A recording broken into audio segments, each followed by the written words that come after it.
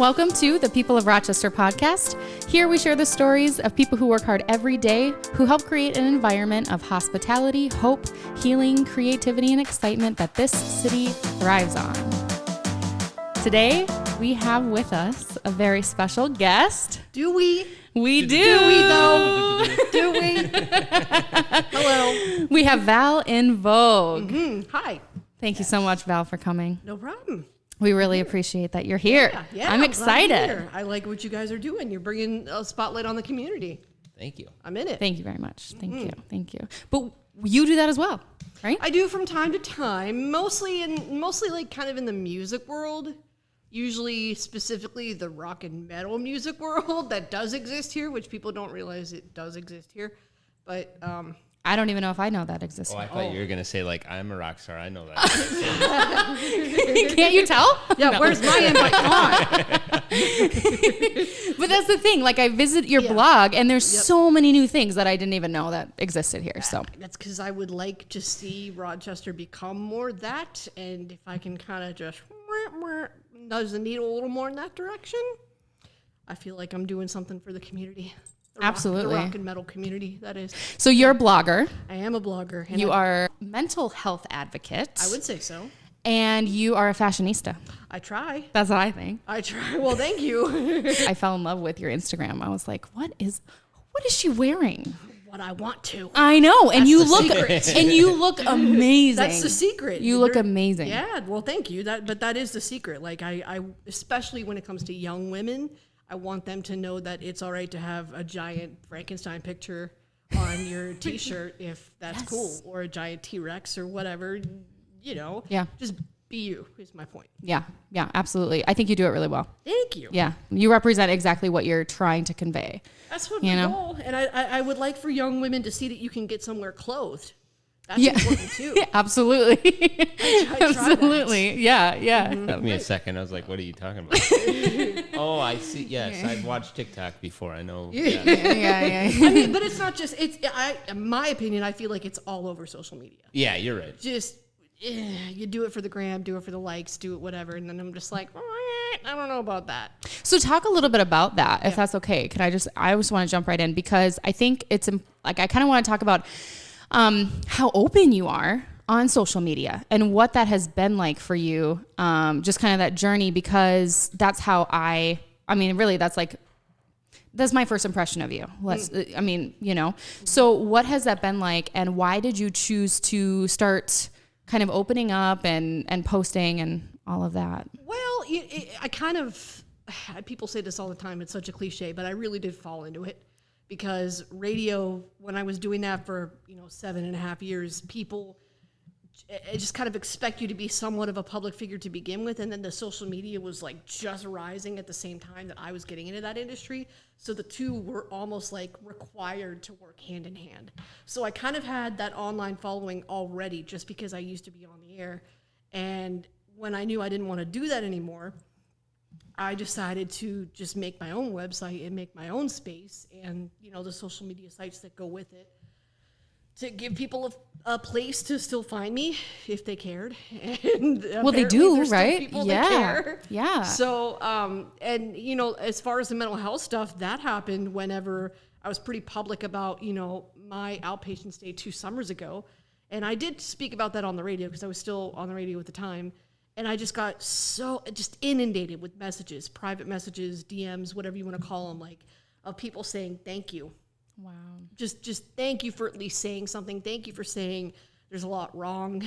And there's a lot that leads to somebody losing, their mind a little bit. And thank you for at least sharing your journey and how you got the help you did. Because that to me was what I kept finding, was that people just weren't finding the resources that they needed.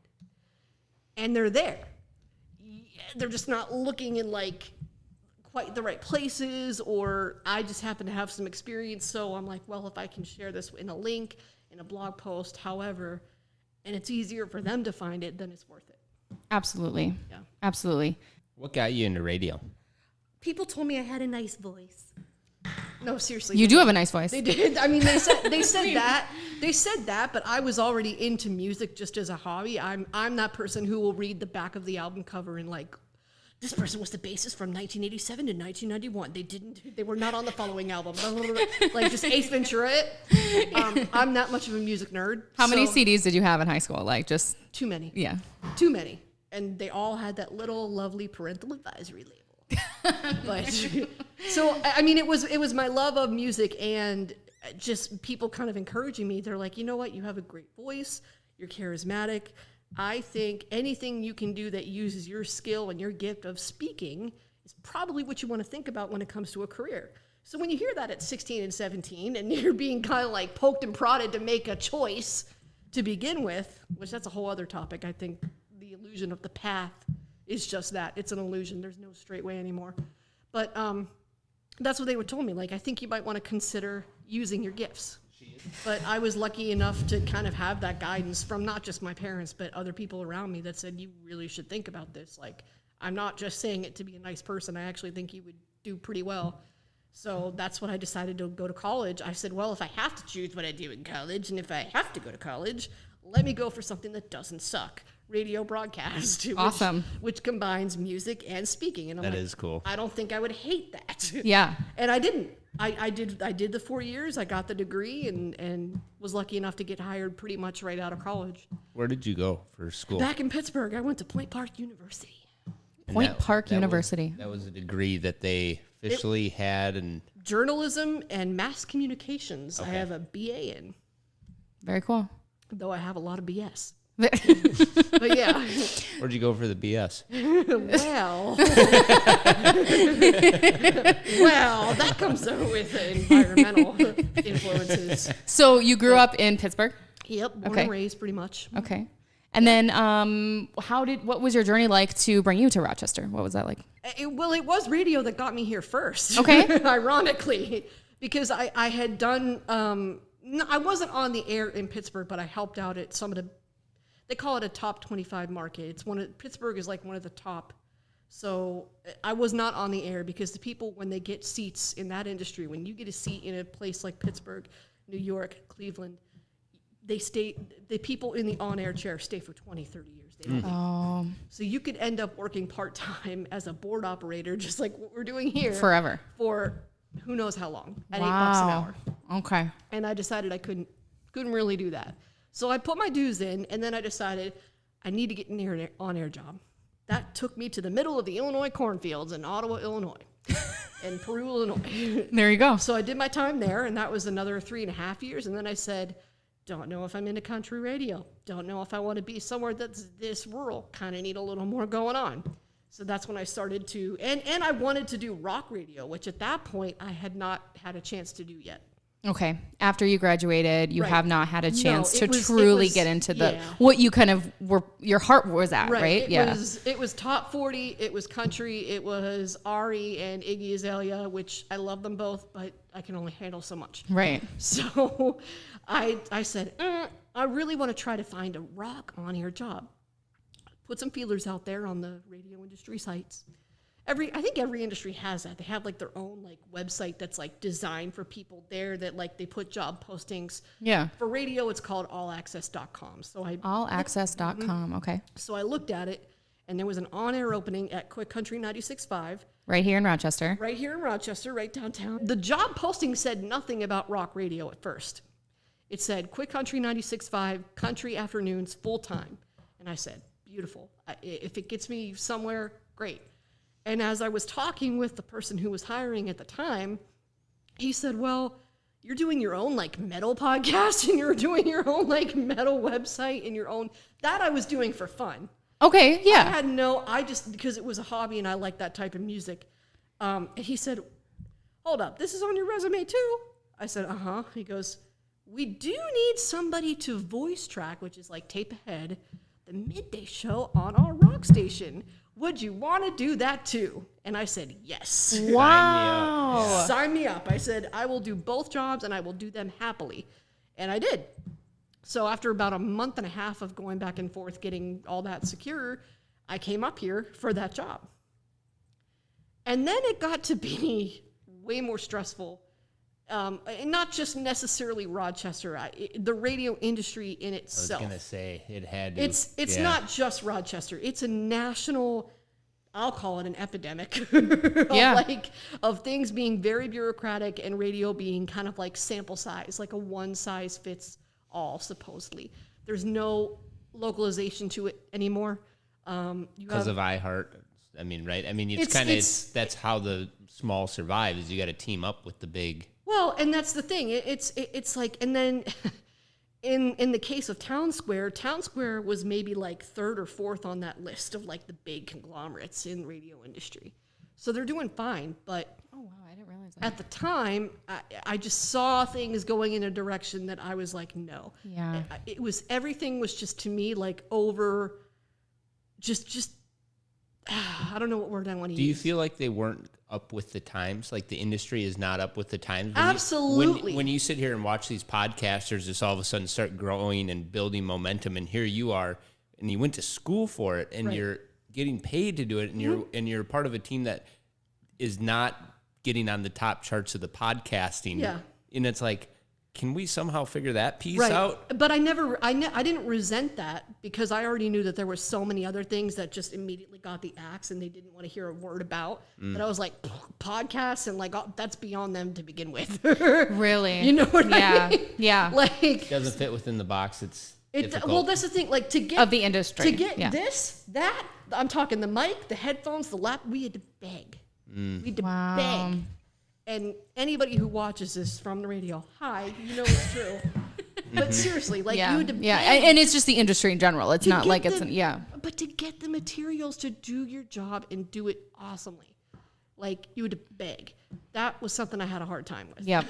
Which is amazing too, because it's Yeah. become more and more affordable over time. Like if you think Yeah, of right. the radio and what it used to cost, and like Yeah. here we are, Right. you know, Yeah. All my Doing it. setup, I think, was like maybe $50 on Amazon. Yeah, I mean, really. And then I think you being a creative person, right? I mean, I assume you're am. insane. I mean, I know you're insanely creative. Yep. And so I feel like when you're in an industry that's putting like your creative juices in a box, right? Yeah. Because then you're like, oh my gosh, I have a vision. I see what this could become. I see what I could bring to the table. Yeah. And you're just not able to do it, kind of, right? You're Right. And you could be Christ himself and perfect in every way. Right. But if it's not the way that they wanted it done, verbatim, forget it. You weren't going to get your chance. Yeah, yeah. So after a few years of that, I was like, I think I'm done. Yeah. And if I really want to be on a mic, do a podcast like we're doing now, create a blog, I'm like, I'm going to do that for fun and do that on my own time. Like, this is too much. Like, it put me in outpatient. That's when you... Right, yeah. Trying to please... What did it was trying to please so many entities that just had way too much... It was a too many cooks in the kitchen kind of thing. Okay. Yep. You were never going to Makes make sense. every single superior happy. And I think years and years of me trying to do that just blew up. I think so. I had not the exact same story, but a similar story in the sense that I wanted to be a professional hunter. And in high school, I followed all the people that were doing it with the big cameras. And then it was cool because it got smaller cameras, more affordable. I got into it. And I did it for 1 year right out of high school where I filmed people around the country in the industry. And in that year, I just found that, like, I don't want this to be my job full time. Like, kind of that same feeling of, I want to do this as a hobby and I want to have fun with it. But that pressure of like, this is now life or death. And that's kind of what it feels like, at least. Cause it's like, if I don't do a good job, I lose my job. And like, it's like, I don't know that I want that pressure in my hobby per se, or my passion. I don't know. It's interesting. I didn't want that. It was hard for me. I know this is going to be shocking to people who know me. But it was hard for me to have somebody tell me, your idea sucks, or this is not on brand. And I'm like, you hired me. Right. It was a lot of conflicting information that was very hard to sort through, is probably the simplest way to put it. So that's when I decided, let me just get a good old job at Mayo Clinic and keep it simple, That's awesome. And the benefits come along with it, I'm sure. That's right. which I didn't have. Yeah. Literal benefits. I no way did I have what I have now. Wow. I'll just leave it there. But Wow. yeah, it ended up being a much better choice for me. So and my how do husband. you feel after you made that decision, and now after how long have you been at Mayo? I've been at Mayo since December. Okay, so how has that kind of shifted your mental health and your mindset with everything? Oh, it's been much better. Yeah. It's nice to know that, like, when I'm done at 5 o'clock, I'm done. I don't know that feeling. I know. I'm sorry, Bucky. I don't know that feeling. I'm so sorry. But because I've had a job where it was never ending as well. I had a job where but there is something about clocking in and out. It feels nice. It's like, yeah. okay, like I don't have to. Yeah. But, I mean, it wouldn't feel. I know you're passionate about what you do, Bucky, and it probably wouldn't feel that way to you to be doing what you do at different hours or whatever works for you. For me, I knew for my stress level, it just was not conducive. Yeah, I think it's like person to person, right? Like, how are you feeling? Are you feeling good? I mean, yeah, I feel. Great. In general, like, do you love? No doubt that I love what I do, but I don't know that feeling of like. You know, yeah. Like right before we did this podcast, I get a text message. This person's asking me a price opinion on something, and I'm just like, as you were chatting, I was like, okay, price opinion, looking it up, right. in my mind, like, and it's difficult to turn it off. You're kind of just constantly on call. Yeah, right. Yeah, and you want to be because that's what sets you apart. Absolutely. In that industry, my industry, right? To be there and be like, I am the resource, like. What do you need? I got you. You know? And I love that pressure, but I don't know that feeling. Yeah. And I think that's what I'm working on is like, you got to develop that team, that company, that structure, that ability to be able to take a step back and not feel like, oh gosh, it's going to come tumbling down. Right. Someone's going to be disappointed. Yes, right. Exactly. Yeah, absolutely. But that comes with time. And so that's a good feeling to have. That's cool. Yeah. I'm happy for you in that. Better. Thanks. It took a while to get through this thick, stubborn head. Yeah. But eventually I was just like, let's try something new. So how do you still scratch that creative itch that you have? Go into detail of how you do that, what that looks like. It does. It comes from using what I wanted to do radio for to begin with, if that makes any sense. Mm-hmm. The whole reason I wanted to get into radio to begin with was to, show people some awesome, badass music. And secondly, I wanted to let women specifically know, because it was male dominated, it still is, that they can do it too. I wanted the young, 13-year-old girl who was clinging to Avril Lavigne because she wasn't Britney. Okay. That was, you know what I mean? Wanted to be an alternative option. You know, if Kim Kardashian isn't your thing, that's fine. You have me. Yeah. Or absolutely. That was what kept me going. So I was like, you know what? I don't really necessarily need to have radio as my day job to do that. And what I view radio as is your distribution channel, meaning Facebook can be your distribution channel. Yeah. It's nice because the radio is in everybody's car and very accessible and it's a noticeable brand or station, but that's what you're developing is your own distribution and platform to. Yeah. And you can do that however, I mean, the beauty of technology is it's nowhere near even when I, graduated almost 10 years ago from college, it was like, we have so much access to things that were not even a possibility even 10 years ago. It is insane. And I thought I was foolish to not at least think about investing in my own website on WordPress and having that fan out to social media channels and eventually my own podcast or wherever I want to take it. We have so many wonderful tools at our disposal. Yeah. So what does that look like? I mean, what was your question? It was I think people are interested, and I am, is how does that work for you? You're doing your day job. Oh, I didn't even answer the question. No, it's great. No, it's great. You're good. Because I liked what you said a lot because I think as a woman, right, growing up, and you only if you're only seeing one type of person, you're like, who am I? I'm kind of lost. I don't fit in there. I don't really like that. Well, then what am I striving to be? And who is like me? Because I can't be the only one. I think that's absolutely extremely important. And I think it's important even as an adult, right? It is. Women are still like that. I mean, I don't know. Well, we've grown out of it a little bit, but I think we are still like that as well. Yeah. I mean, I don't have a daughter, but if I did, I would want her to see that there's not just one way of presenting herself. Yes. That means something to me. So whenever I want to show that, I guess to kind of get back to the question,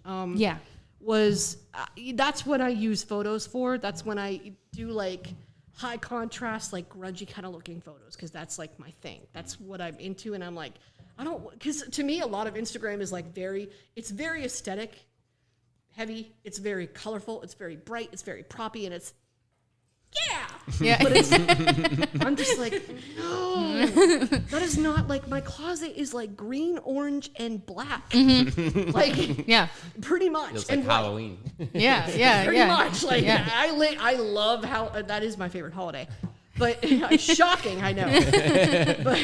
but you know what I mean? I'm like, no, again, when a 13-year-old is pulling up her Instagram page, because kids are loving it now as well, I want them to see that, no, there's not just like the Instagrammers that have that certain universal look. Yeah. There's other pages that you can look to to get your information, to get your creative ideas, to think about how you might want to dress for a certain thing. All the above. So when I do photos, I try to choose backgrounds that kind of reflect that. When I style clothes, I make sure that they're truly things that are in my own closet. I don't wear something that someone paid me to wear, and I probably never will. Yeah. Mark my words. I mean, if I do it, it's got to be because I'm into it and because I believe that it's going to say something to those young girls that are looking for an alternative. Absolutely. when they feel like they're not seeing themselves. Absolutely. So when you're at work, are you like kind of thinking about all this stuff? You're kind of like always. It's that creative side. Yeah, isn't it? It's yeah. tough to shut off. Yeah. Your I have creativity. I have a little scratch pad like right next to me, and I'm just like, hey, that might be a good idea for video later. That might be a good idea for this. Or if I drive by, I'll be like, I need to remember to drive back there next weekend for a shot. Oh, yeah. I'm like, well, and it was hard. Even just, I'll give you an example. The bus route that takes me to work, town is tore up right now. So, But the bus showed me. To say the least. This is so weird, but the bus showed me a whole like different side along the Zumbro right there in Mayo Park. And I'm like, I haven't really truly explored that part of town yet. I like that background. I like that wall. I like that. Like, I'll just look out the window and I'm like, oh, okay. Like, here's some ideas. So what do you shoot with? My own tripod. Yeah. And a Bluetooth remote and my phone. That's awesome. And that's the same thing. Like, I have a backdrop at home. I have got the ring light at home for any videos that I want to do. And I look for little gadgets and toys all the time on Amazon. Amazon knows my apartment very well. I love Amazon. So what is it like when you are going to post a blog? Are you kind of thinking, okay, I want to write about something. What should I write about? Or similar to your photography, are you just constantly thinking about things and it's things that are just coming to your mind or your heart? Yeah, well, so the reason why I call it Val in Vogue is not just because it's got a nice ring to it. And it kind of plays on my name. It's because I always wanted to say, if I created my own magazine, if I was Anna Wintour, what would I want to see in that world? So everything I create is kind of, I have that in mind. What would I want a little girl to open up a magazine and see? Whether that's a blog about diversity, whether that's a blog about where you can get free PT shirts or just anything like that. That's kind of where my head goes when I'm writing a blog. Yeah. That's awesome. So you have that kind of like roadmap already of kind of. Little bit. It's just a general outline, and I pretty much do stick to fashion, mental health, and music. Okay. And local things from time to time when I feel like it kind of falls into one of those categories, and I think it makes sense. Yeah. But yeah. Okay, I really wanted to talk about, is that okay, Bucky? What? Go for it. I wanted to talk about my favorite blog post that came up. Yeah, let's hear it. It is called Let's Get Diverse Rochester. You should know these neighbors. Yeah. And I loved it because you chose, was it 4 or 5? I think it was 4 or 5 people, yeah. And you just got to highlight a few of these people who are, I don't know, I think they're really influential in the community. And I think it's... Wait, I want to see Oh, it. sorry. I'm hogging it, so Bucky can't even see it. But those people those are people I have met.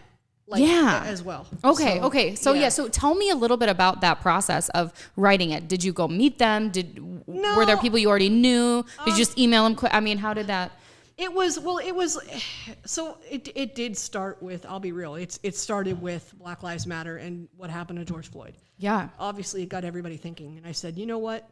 I'm getting a little tired of people not seeing people like George Floyd in their own neighborhood. Yeah. You know what I mean? Like, I'm getting tired of people not seeing their own neighbors as one of their own. Yeah. As part of their community, just because they look different, they are culturally different, whatever it be. So I said, I don't want that to happen in my city. So I said, let me at least talk about my personal experience and use the platform that I guess I have to just shine a light on people who are, we don't think about every day as neighbors. We just kind of think, oh, maybe they're different. And I'm like, let's try to change that. Let me present it as, this is somebody who lives near you. This is somebody who lives in the same community. This is how they are. This is what I like about them. This is what they're doing for you and for me and for the whole community. And you need to know about it. I think that's so important. I love it. That's so cool. Yeah. I mean, it's that simple. Like, it's just, to me, it was kind of, I don't know, coming from Pittsburgh, it wasn't such a foreign thing because it's weird. Pittsburgh has like unspoken segregation where like the Italians live in one neighborhood, the Jewish live in one neighborhood, Yeah. Black people live in another neighborhood. There's more of a Mexican population there now. Like, it's just, it doesn't have to be, but it's like unspoken. No, there's no rule saying that anybody has to live anywhere, but it just happened that way. Mm-hmm. So no matter where you were going in the city, you knew what you were going to find in what general area. And you were very much aware, at least I was growing up, that there were people from all parts of the world, all around you, every day. And when I moved here, I didn't know, I don't know. I'll just be real. Like, I don't know what the general consensus is. Had I grown up in Rochester, I don't know if I would have felt like I saw that in my own community or if I thought that was like different. I don't know. But I didn't want them to think it was different. And that's why I wrote what I wrote. Yeah, I think that's awesome. It's really, really, really awesome, especially considering what's going on right now in the times and stuff. But well, and I think it's just good for you to have the confidence to bring conversations to light. I think so many of us. Oh, I never am afraid of that.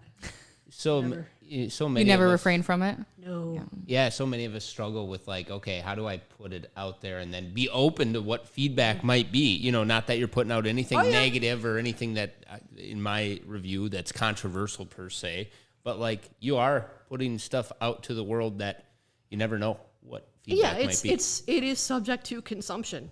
And I use that word intentionally. They're going to eat it up however they want. And it's going to taste however it tastes. Really.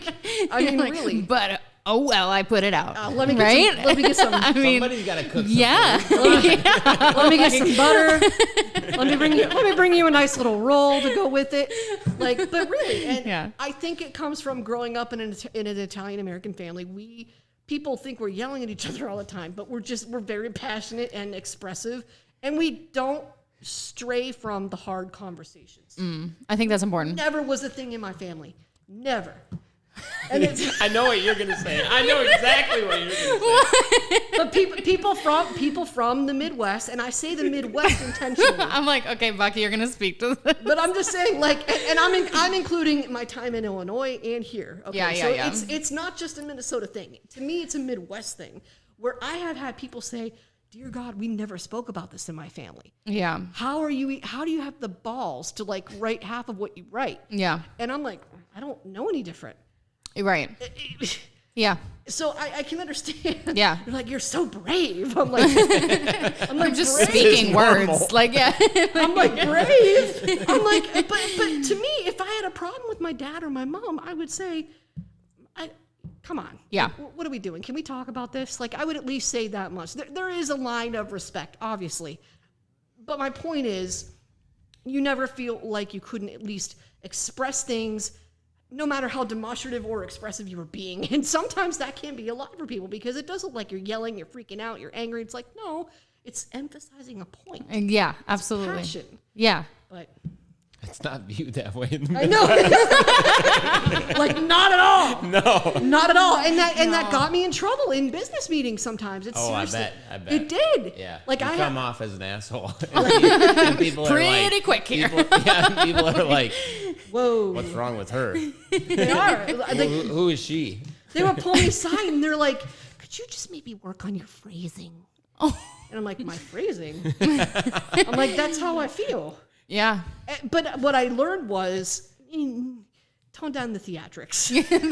And just, that's how I'm like, oh, they don't want me to do what I'm doing now. And talk absolutely. Like, because I don't think like, and maybe you can speak to this too, but I don't think that Midwesterns are like opposed to hearing, you know, criticism or like disagreements or anything. Like we want, at least I do. But I think that like we have figured out a way to like almost be passive aggressive with it, you know, almost like just beat around the bush. Okay. We're going to nudge you here. Okay. Now you're going to get it.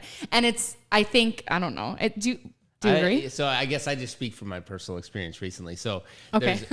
there's a gentleman that's been doing a lot of work with me on the construction side, and I can't remember when it was exactly, but we got into it. Like there was a difference of like, you know, I felt I got this and you delivered this and this isn't right? Yeah. And I left that and I'm like, we'll probably never speak again, right? And I like that's kind of the feeling I had, like because coming from the Midwest, it doesn't happen much where you get into that aggressive conversation, that passionate conversation, and so then when it occurs, it's like, well, that's probably it. Like we're probably never talking again. Like, that's funny. And so but that doesn't mean they're upset with you, and that's the hard thing. And that I didn't realize that, right? Yeah. And so it took, it's not like personal. It took someone close to him to just be like, no, that's like happens in our family. It's okay. Like it's normal. Like, and I was like, oh, really? Okay. So then like we had another conversation here recently and it got a little, you know, back and forth. And it was just in the back of my mind, I'm going, this is normal. Like, this is okay. What are we can do this and it's not going to mean we never talk again. Yeah. I'm not used to that. That hits home. That hits home. I feel you. Yeah. To be able to be like, okay, we can do this and not feel like we're now arch enemies because we had a dispute verbally. Right. I mean, we do that with our parents. Yeah. My family.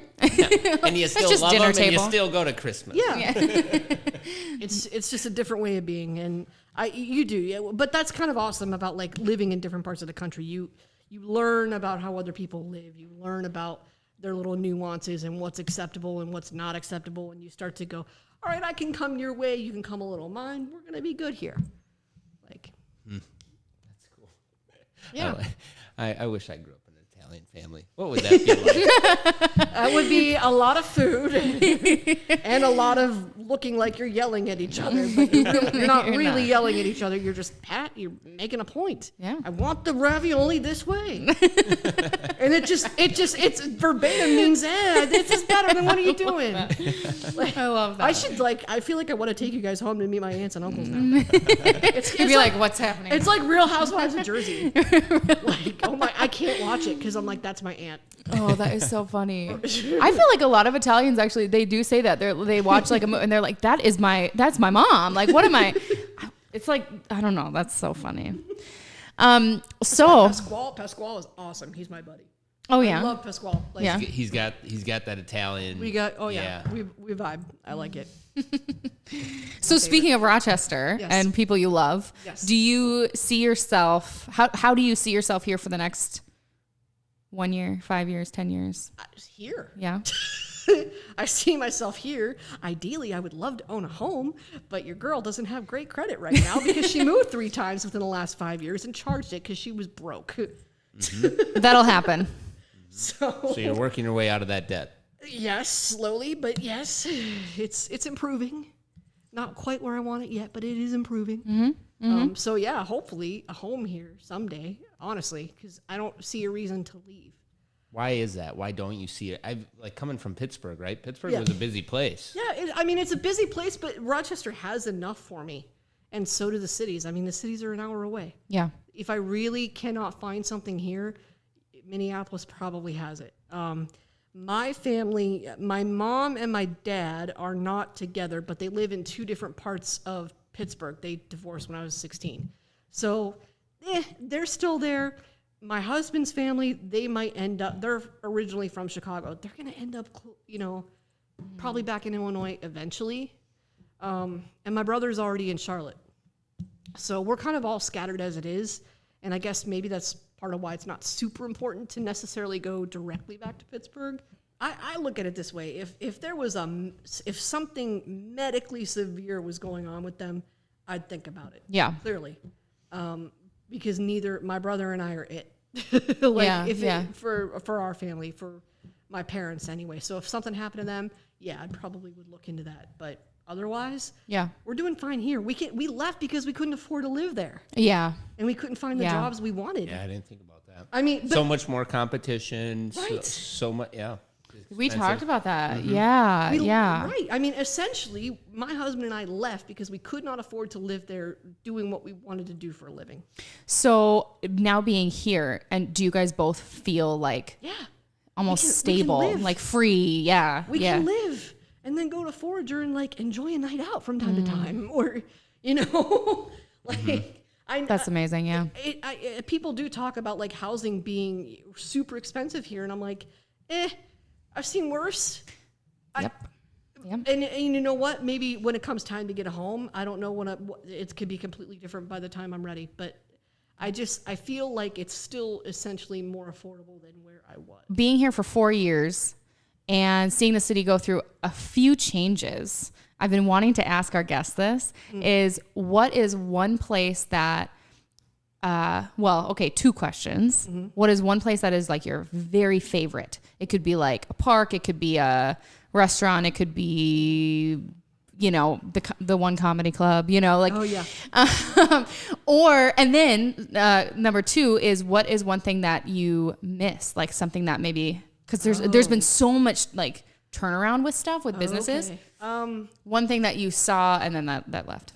Well, is that a downer question? Is that no, it's not a downer question. It's a real question. I miss the Wicked Moose. I did get a small taste of the Wicked Moose. Yeah. Before it went away, because that was where like the metal bands that were like going to mid-sized venues, if they were local, that's where they went. And I was like, yes, this is great. And it was a good venue. It was. It really was. I liked the feel. The vibe was good. It wasn't too big. It wasn't too small. Right. It was like a good hangout, but then like you could kind of hide. Yeah, I liked it. Yeah. That was where I could at least see most of the bands and there were a couple times where they did come through and they were like, whoa, they're playing Rochester? What? Oh, that's so fun. So what a cool thing that like you got to see. Yeah. So we did take advantage of that while it was here. That's the only thing I guess I really miss. I don't know if I've lived here long enough to miss much more. Mm-hmm. But some of my favorite places here are Cafe Steam, are Pasquale's, and Thirsty Belgian. Yeah. Oh my gosh, I love all three. Yeah. So much. So much. So what do you like about them? All three of them? Yeah. Pasquale's, because I feel like I'm back in Pittsburgh for a brief little bit. Because that's the kind of pizza shops that like I remember being at. So you walk in and you kind of enter back into this familiar vibe. Well, right. And Pasquale is a person. He's just welcoming. And I know him well enough where he's always, hello, thanks for coming in. What do you want today? You want a slice? I got a slice back here. There's a cheese. And you like just the cheese? Yeah. It's like talking to one of my uncles. So it's familiar. It's kind. I appreciate it very much. Cafe Steam, kind of view it in the same way, where there's just this, to me, the creatives, that's their hangout. And it took me maybe 4 months to learn that after living here. I'm like, oh, this is where my people are. Like, oh, they like create and they talk amongst each other and like do interviews and their own podcasts or their own videos, and they're making it there at Cafe Steam. And Will Forsman, I think, is a guy that definitely fosters that sense of community. So, absolutely, he does. Absolutely. Yeah. It's been that way since the beginning of Cafe Steam. I'm sure it has. It's amazing. Yeah. Yep. So that's another, I don't feel, I feel like I'm welcome there, and I think most people do. Mm-hmm. So that's a bonus there. Thirsty Belgian, I have never seen somebody embrace like that European aesthetic here in America. So that is my, that's why, like, we don't really even have too many bars like that in Pittsburgh that are just like, kind of, I don't know, they have a European look. They feature a lot of European beers. Thirsty Belgian does. And I'm like, there's soccer on TV? The FIFA World Cup is on TV somewhere in this city. Like, made me happy. I can watch Gigi Buffon in AC Milan. That's so cool. He's their goalie. See, that's what I love about Rochester. Yeah, no. But I think part of the reason that is because of mail. Because we have so many people coming from all over the country for whether it's the trailing spouse or, that's it. fortunate to Yeah. have that. You want to hear an insider secret? Yes. That's one of the reasons I got hired, or at least that's what they told me. They were like, oh, we can see on your resume you've lived in various parts of the country. You'd be great speaking to our patients who are also from various parts of the country. Wow. That was one of the things they told me. And I'm like, well, thank you. Yeah, absolutely. Credit card debt was there for something, wasn't it? It brought you to where you are today. Yeah. There's nothing like that question of where are you from, just to start with that, when you see somebody now wearing the sticker because they got to wear them Monday through Friday. Oh, yeah, they sticker. really stick out now, right? You're like, oh, you're a patient, you're visiting. Yeah. And then just which is almost, okay, like I just thought of this, but it's almost kind of cool. It is, yeah. Because they probably don't like it. But. No. Oh, no. But but I think, because then you kind of can, I don't know. Yeah. Start up a conversation with them. Yeah. And I've done that recently, just sitting outside on the patio here. Someone comes walking by and they're just hanging out. They're in front of the store that's down below us. And I'm like, that's quite the store there. And the guy that was looking at it, he's like, why, they sell CBD? I'm like, it's a lot more than CBD. Where are you from? Depending on what you tell me, you may enter. You say You're either otherwise. going to like it or you're going to hate it. And your wife over there, you may not want to tell her what you see when you go inside. Oh, my God. You didn't go in. Most likely, yeah. Say. But it was fun just to have that conversation where they're from, of course, this conversation starts about construction. It's what's going on over there? They got this whole place. Everything is going on over there. This whole place torn up. Everything. All of it. They're rebuilding the city. It's been like that, I swear to God, every summer. For every last 4 summers, I feel like it's been like that. Bucky, can you speak to that? Because it hasn't been that way for the last 20 summers? Not 20, but To me, it feels like the last 4 summers I've been here, that's what it's been. Just taking advantage of the weather is what this I talk about. Midwest, yeah. This summer is, I would say, abnormal in the sense that they're doing a big sewer project and it's taking many streets up. Okay. Because you don't just do one street and then we'll do the next street next year. It's like, no, we're doing the whole sewer system. Okay. So unlike last summer, I feel like that was a project here on this side of downtown and a project here, and you're dealing with that. They were smaller, yeah. Where now they have to do it all at once. Oh, okay. So. Definitely. People of Rochester. Yeah. Thank you so much. Thank you. I really appreciate it. Yeah. Is there anything else that you want to talk about or say to our wonderful listeners that I haven't already said? Yeah. Thank you both for having me. Yeah. Thank you, Rochester, for not kicking me out. And for what? Do you feel embraced? Do you feel embraced by Rochester? I do. Yeah. I do, especially by Minnesotans that don't have many Italian-American interactions in their life. They're like, oh, she's speaking and moving her hands at the same time. What is this sorcery? How does one do this? And I love telling them. She's telling me how she feels. Weird. We keep that inside, okay? We don't know. But and I do appreciate that this is a city who embraces just people from everywhere. Yeah. And when the music board is up and running again, which I can't wait for, that's going to be one of the goals that I have in doing that too, is talking with the board about getting some music from everywhere, all genres. Yeah. Not just my favorites, but just music, all genres of music represented in this city. That's going to be a goal of mine. Yeah. What's the music board? City of Rochester Music Board. Yep. They have ties with Down by the Riverside and events that go on at Mayo Civic Center. And I guess it's I'm still learning about it because the last time we met was, I think, in January. No, it was April. It was mid-April when this, before everything happened. Yeah. And we were talking about, summer concert events, how we were going to help with Rochester Fest. How we all the things that didn't end up happening. Yeah. But yeah, they have a hand in some shows that go in the Arts Center or the Civic Center down by the Riverside. So are they sort of like that third party person who kind of does the contacting and setting up the events? Not me specifically, but yes, I think the goal of the City Music Board is to make sure that there is a team of citizens from all wards, right? The city's kind of it's like a feudal system.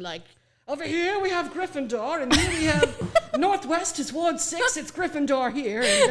And so true. Well, you got Art Center and down by the river and the Civic Theater and those are all different entities, right? So you have to have different people who represented them. And what it is a board of citizens who live in each of those boards to tell leaders in city government yay or nay. Okay, and they're sort of just like representing the rest of pretty much. us, so almost. I guess I'm representing Ward 6. Wow. So 5 points to Hufflepuff. All right. For that. Okay, so then you're more just like kind of influencing that. It sounds like that, and again, I'm still kind of learning about a lot of it, and we really haven't met a whole lot yet this year. And I know, unfortunately. But I know. In general, yes, we're a team of people that pretty much acts as a sounding board to say, this is what we want to push, this is not what we want to make a big deal about, this is what we want to make a big deal about, how do we think people in the community will receive whatever we're planning. I think they're really lucky to have you. I think it's important that you're there and that me. your voice. Yeah. I mean, there's 5 other wonderful people that are on it. 2 of which I think actually lead the thing, and they truly do the work behind the scenes, and they're at Government Center every day. But I'm just somebody from the neighborhood that's like, this is what I think. No, but that's why that's there, So I think that's really important. That's awesome. That's because awesome. of the size of our community, we have this chance to land good acts that are up and coming or already of, importance, if you will, or popularity. And so I think that's a cool thing about our community. But then those, for example, myself, that have grown up here that maybe don't understand what's available out there for music and options, like I would never think of some of these artists coming here. So it takes people from other places to be like, have you heard of? Have you seen? Have you, And that's and I wanted to do that, especially on the local end. I'm like, you know what? There's a lot of great local hip hop acts. There's a lot of great local rock acts, country acts. We have full genre representation in our own backyard, and they deserve a moment on that stage, period.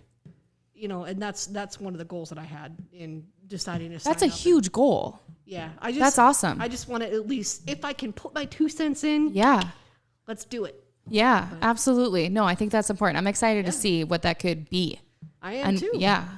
I was fortunate enough to spend an hour with Mayor Norton. She met with everybody that applied to be on that board, and I was one of those people. And she said, step on into my office. Let's chat about what you want to do. So her and I both agreed that is priority, at least with the City Music Board, or she would like it to be, and I would like it to be as well. Yeah. That we do have something for everybody, and that we have a way to promote and put that information out there for everybody, not just Facebook, not just social media, making use of the magazines that we have here, billboards, things like that. Yep. Radio, TV, right? I mean, there's just so much. So much. Her and I talked a lot about specifically that, what we would do to get the word out about what is here. Because people, that's the number one thing I hear all the time. You went to this fun thing? I didn't know about it. Like, it was 2 streets away while you were already having dinner at Victoria's. And you didn't want, And it just blows I'm my excited that you're on this board. mind. Yeah. It's exciting. It really is, because you're going to bring a different voice to it. And I don't mean different. I mean like just a fresh looking outside the box. I hope to. When, other people might not. Yeah, I hope to. So far, they've been very welcoming. So I guess I'll tell everybody, look out for more on that. Yeah, no, that's really exciting. That's awesome. When things do open up and we can, make decisions like that and talk about events actually happening again. Yeah, absolutely. I have a lot of hope. Before we sign off, I want to know who are you listening to right now? Right now? Good question. What's in the earbuds? Lately, it's been the Strokes' new album. Lately, it's been that. It's always, I don't know, I'm kind of the person that recycles a lot of stuff too. Meg Thee Stallion. Meg Thee Stallion's on my radar right now. Yeah. Love Meg Thee Stallion. Absolutely. But so yeah, lately it's been her, it's been the Strokes, and then it's always just a constant rotation of Mastodon, Typo Negative, Guns N' Roses, MCR. Yeah. Aerosmith. Those are on constant rotation. Yeah. Is that too much? Or was That's that perfect. too much? I'm like, I got to Google some of these. Meg Thee Stallion. Yeah. All right. But I feel like if you're into music, there's never one answer. No. Like there's just not. There's never, and it changes all the time. I Yeah. think like every morning on my bus ride into work, it's been like the same Mastodon album front to back for that brief 10-minute ride. Yeah. Almost to work. Here we go. Let's do this again. That's awesome. And then I'll pull up my iTunes and I'll be like, oh, Emperor of Sand has 50 plays this past week. Whoops, that's all I listened to. Oh, well. Well, thank you, Val. Thank you so much. Go follow Val. She is at Val in Vogue. On pretty much anything and everything. It's same. Are you doing TikTok yet? No, I need tips from you. Let's go. Tips from you. Let's go. Bucky's TikToks are just like, they're I can't. Funny. They're so good. That's what I'm saying. I know they're really funny. The ones where you're like, this is how I feel as a realtor. Like, those are my favorite ones. Like, I think my favorite so far was when you were in that empty building in Lake City. I think that was my favorite one. Yeah, when the person didn't show up. I was like cracking up. What you do when someone doesn't show up? You're like whoosh, on the chair. That's what I want to do. It's like, oh my god. Because I think I still have it in my head that TikTok is like strictly for dancing. And I think I need to like get past it's that. for short videos. That's all it is. Yeah. It's for short 15 to 60 second videos. Yeah. Now you decide what you want to put out there. Right. That's what I need to do. And that's like your style too of like just not putting out the norm. It's just like Instagram. Instagram is for people that are doing the fancy photos. No, it's not. Like you just so not. That's awesome. Yeah, all that's right, awesome. TikTok, that's the goal. If they don't shut us down. Go follow Val in Vogue. Follow us on People of Roch MN. And thanks so much, Val. Thank you. Thanks.